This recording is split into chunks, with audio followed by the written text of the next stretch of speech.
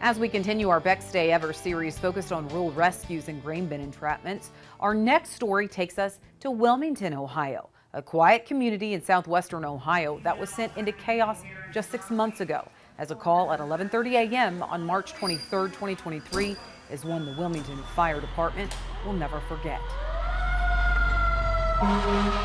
Myself and the on-duty crew were out the door very quickly. We were on the radios calling for mutual aid for grain bin rescue equipment along with manpower because we just knew it could be a big incident. The victim was a 76-year-old employee at a farm in Sabina, roughly 7 miles away. When we got the call, it was that he was trapped to his waist. They came back and said he's now trapped up to his neck, and we were only about halfway there. I arrived on scene the same time as the chief. I got down into the grain bin. I was more of a safety director on the inside, just making sure that all these guys were tied off and doing what they needed to do.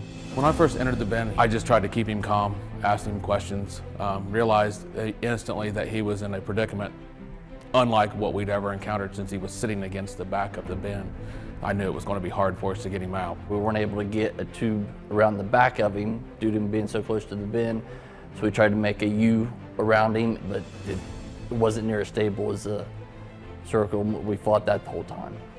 The guys inside were working against this avalanche of grain every time they tried to do something.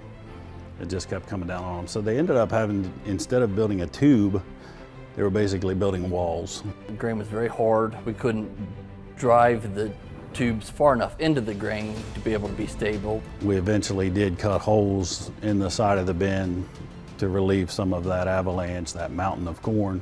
He was conscious and talking to us the whole time, but we wanted him to stay mentally with us and not panic.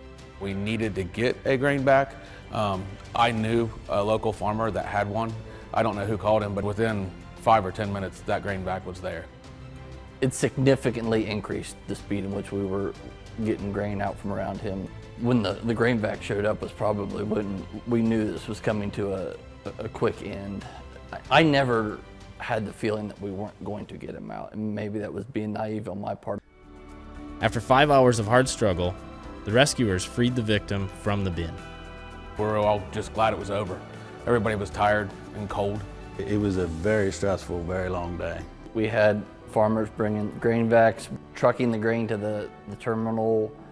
The terminal stayed open past their normal operating hours. The whole farming community, agricultural community came together to make this rescue a success. As stories like these continue to ripple across farm country, grain bin entrapments continue to occur, way too many with tragic endings. So why are grain bin entrapments still happening today? It's a question we wanted to get John Phipps's thoughts on. That happens next.